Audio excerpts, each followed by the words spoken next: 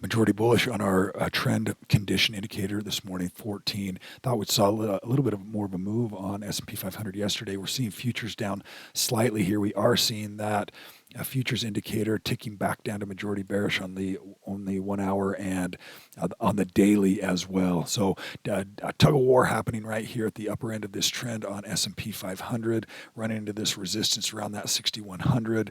Still kind of that pent up looking pattern when you get that rally and that tight consolidation. So we'll see if we can push through that at whatever that catalyst may be. But there's a lot of resistance starting to happen, or that has been happening here at S&P 500 at these levels.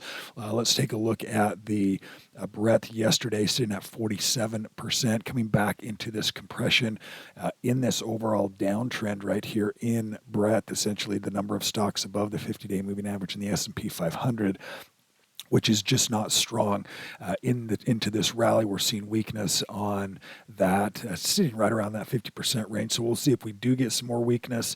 It's kind of a good indication of what the market is doing as well. It's just not moving, and so you have half and half essentially in uptrends and half in downtrends, and that's kind of what this overall price pattern has been showing here on S&P 500 really since November. We're sitting about where we started in November with some volatility along the way right here. VIX not doing much this morning, sitting at 16, majority bearish on VIX. Again, that can change from hour to hour. SHY, we saw that move on bonds yesterday as we saw inflation, the CPI number coming in a little bit higher than expected. So inflation still an issue and bonds moving lower. That short end of that yield curve, this compressed trend right here, and starting to, you can just kind of see that slight downtrend to that and starting to accelerate. So we'll see if we do get continuation of that downtrend on SHY. That's the short end of the yield curve. The corresponding rate is, I always do that, the corresponding rates right here is bullish, is moving higher. So we've got the short end rates moving higher. That's the 2-year. And then we also have TLT, which is the long end of that yield curve, moving down, majority bearish on both of those, and the corresponding yield on that also bullish. So 461 and 435 on the 2-year and the 10-year, both moving higher. And again, that's in anticipation what the Fed is not going to be doing much this year in terms of lowering interest rates, and the bond market potentially could be anticipating that they may have to raise interest rates if inflation is going to continue to be an issue here.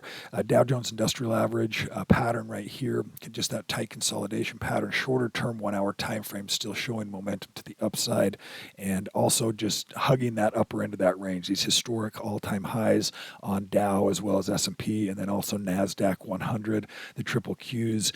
You've got this price consolidation up above the 236, so we're still in momentum, and one good catalyst really could break and push us higher, and so we'll see if there are anything that coming up over the next day or two that may do that for the markets. The small caps, Russell 2000, seeing weakness right here. We haven't seen a whole lot of strength in that. It is the weakest of the indices that we've been focusing on here. It's not testing those highs like the other markets are. So we're seeing, again, that risk off trade for small cap names. They just are not performing as well as some of these large cap names, which are the majority of the Dow, triple Qs, and S&P 500. Let's take a look at USO. USO is the ETF for oil. We're seeing that 50% retracement. It was making an attempt there for a continuation of that uptrend. You're seeing compression starting to move up, right back down again. So some volatility here at this range, 75 on USO. Also, gold, GLD. Upper end of this expanded trend on the 1 hour, go from compressed state to expanded state, and we definitely have some range now on gold that we could see some retracement. Still in an overall uptrend, but we're just getting this expansion as it starts to fan out. We're now well above the 236 location, and so we could still maintain momentum and be up above that range for gold. Even in the long term, shorter term, looks like there may be some range for some retracement on that. SLV, similar story, where we're seeing that breakout, expanded trend, and just gradually chipping away and moving higher. A couple stocks for you to consider today. FLUT, which is in the gaming space, and nice confirmation move right here. And then another stock that was in that same space, which is RSI, Rush Street.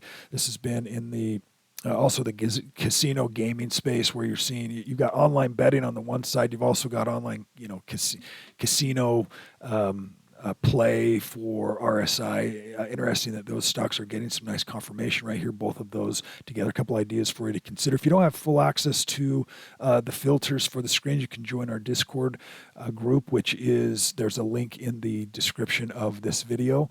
And also, if you find value in the content each morning, please like and share the videos, and would appreciate that.